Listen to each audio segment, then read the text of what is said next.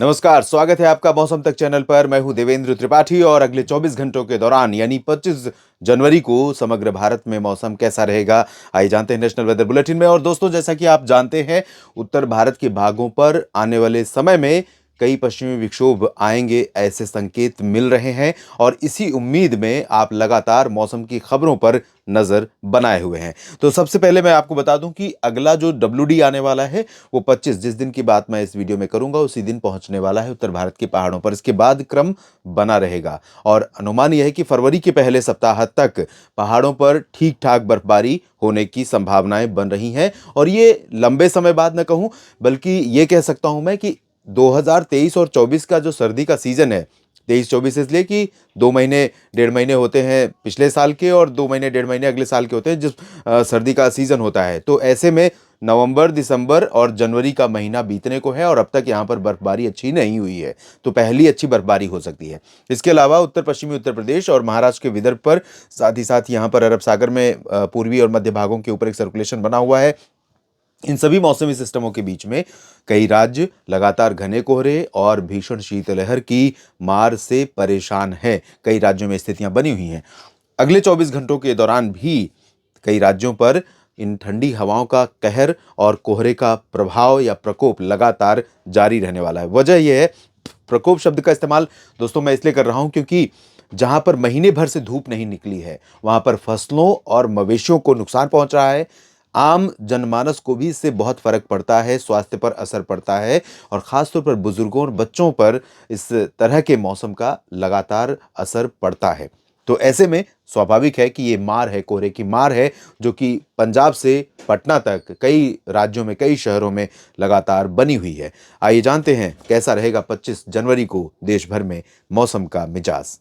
तो आज क्यों ना उत्तर भारत के पहाड़ों से ही शुरू करें। उत्तर भारत के पहाड़ों पर जम्मू कश्मीर, गिलगित बाल्तिस्तान, मुजफ्फराबाद से लेकर उत्तराखंड और लद्दाख तक इन तमाम जगहों पर बादलों के पहुंचने की संभावनाएं बन रही हैं और इसका इंतजार आप सभी भी कर रहे हैं, मैं भी कर रहा हूं। भले मैं यहाँ पर घूमने और बर्फबारी का लुत्फ उठाने ना पहुंचूं यहाँ पर, लेकिन मुझे इंतजार इसलिए है क्योंकि ये भारत की जो जलवायु है उसके लिए बेहद ज़रूरी है।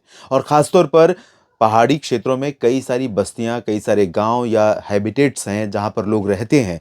उन जगहों पर ये जो बर्फबारी इस सीज़न में होती है वो बाकी समय के लिए पानी के स्रोत के रूप में काम करती है। जब पिघलना शुरू होती है तो छोटी-छोटी नदियों, छोटे-छोटे झरनों के माध्यम से वो निचले इलाकों में पहुंचती है और वहां से उसका इस्तेमाल लोग अपनी जीवन यापन के लिए करते हैं। तमाम तरह से उसका इस्तेमाल होता है। तो ये यहाँ पर ड्राउट की कंडीशन भी कई जगहों पर, बर्फबारी अगर नहीं होती है लंबे समय तक तो ड्राउट की कंडीशन पैदा हो जाती है, क्योंकि जो हाइट पर इलाके हैं वहाँ पर पानी ज़मीन से निकालना, जहाँ पर नदियाँ नहीं पहुँच पा रही हैं, जाहिर है वहाँ पर ज़मीन खोद करके पानी निकालना बहुत कठिन है, बहुत दुर्लभ है। तो ये बर्फबारी उस काम में भी आती है। तो इसलिए मैं इस चीज़ के लिए भी कंसर्न हूँ दोस्तों। और साथ ही साथ पूरा इकोसिस्टम प्रभावित होता है। भारत की जलवायु का जो इकोसिस्टम है, पारिस्थितिकी है, उसके लिए ये बर्फबारी ज़रूरी है। तो श्रीनगर, गुलमर्ग, काजीगुंड, पहलगाम और ऊपरी इलाकों में धर्मशाला से लेकर इधर लाहौल स्पीति, कुल्लू मनाली में वर्षा या हिमपात होने की संभावनाएं 25 जनवरी के लिए दिखाई दे रही हैं। और उत्तराखंड की बात अगर करूं तो उत्तरकाशी और आसपास के इलाकों में संभावना है। निचले हिस्सों में उत्तराखंड में या पूर्वी रीजन में भी फिलहाल चांसेस कम है।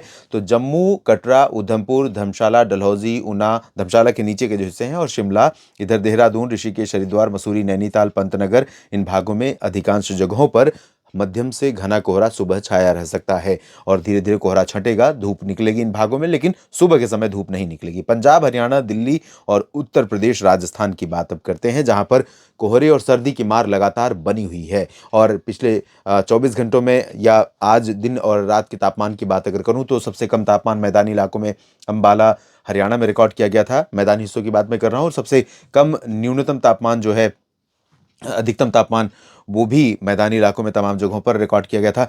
गंगानगर में तापमान 10 डिग्री के आसपास रहा। राजस्थान में, उत्तर प्रदेश में नजीबाबाद में 10 डिग्री के आसपास तापमान रिकॉर्ड किया गया। तो इस तरह से तमाम शहरों में सुबह से लेकर दिन रात सभी समय में सर्दी का प्रकोप, सर्दी की मार लगातार बनी हुई है। और वजह वही है कि धूप नहीं खिल रही है क्योंकि कोहरा साफ नहीं हो रहा है। अगले 24 घंटों के दौरान भी पंजाब में भी, हरियाणा के भी शहरों में, राजस्थान के उत्तरी क्षेत्रों में कुछ जगहों पर और दिल्ली तथा उत्तर प्रदेश के अधिकांश इलाकों में, खासतौर पर पश्चिमी और कुछ पूर्वी रीजन में, बीच के रीजन छूटेंगे। और यहाँ पर प्रयागराज में आज 16-17 डिग्री सेल्सियस तापमान रिकॉर्ड किया गया, थोड़ी सी राहत मिली है। और दिल्ली में आज 19 डिग्री सेल्सियस तापमान रिकॉर्ड किया गया, लेकिन फिर भी मौसम ठंडा बना हुआ है। तो कुछ कुछ जगहों पर राहत मिल रही है, लेकिन मोस्ट ऑफ द रीजन में राहत की उम्मीदें नहीं है। लगातार सर्दी की मार बनी हुई है और बनी रहेगी। गुजरात में कुछ जगहों पर ठंडी हवाओं का असर पहुंच रहा था, लेकिन अब सारा सिस्टम बदलने जा रहा है। लेकिन उत्तर भारत के मैदानी इलाकों में एक बार फिर मैं बता दूं आपको कि ये हवाएं यहाँ पर चलेंगी उत्तर पश्चिमी दिशा की, उत्तर प्रदेश में भी चलेंगी और हरियाणा, पंजाब, दिल्ली, राजस्थान, मध्य प्रदेश में भी चलेंगी। लेकिन 11-12 बजे के बाद तब तक कोहरा घना रहेगा, और कोहरा घना रहेगा तो टेम्परेचर नहीं बढ़ेगा। सर्दी का जो अफेक्ट है, सर्दी का इम्पैक्ट है, वो लगातार यहाँ पर बना रहेगा।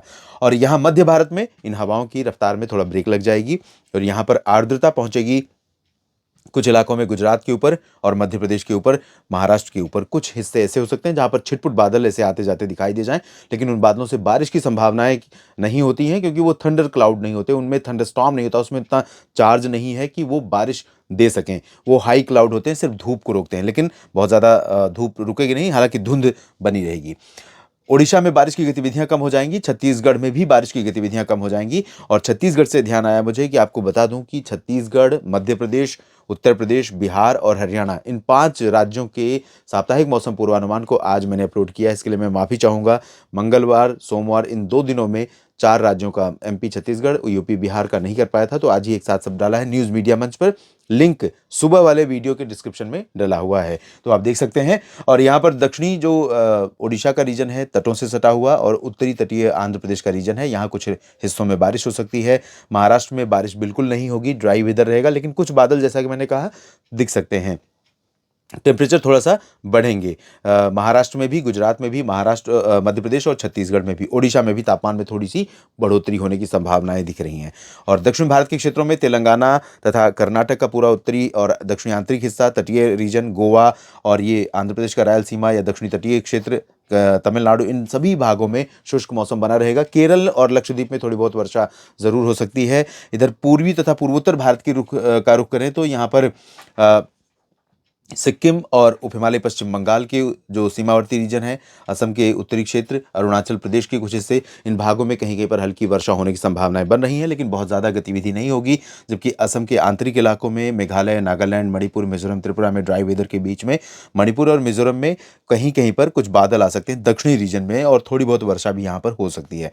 बिहार में दरभंगा, पटना, भागलपुर, वैशाली और सिवान, गोपालगंज से लेकर चंपारण, मधुबनी, सीतामढ़ी, किशनगंज, पुणे, अररिया, भागलपुर, दरभंगा, गया, नवादा, बक्सर, कैमूर, रोहतास, इन सभी भागों में ड्राई वेदर रहेगा। दुमका से लेकर देवघर, डाल्टनगंज और रांची, जमशेदपुर समेत सभी जगहों पर, झारखंड में, पश्चिम बंगाल के भी गंगीय भागों में शुष्क मौसम रहने की संभावना बनी हुई है। इस बुलेटिन में फिलहाल इतना ही दोस्तों।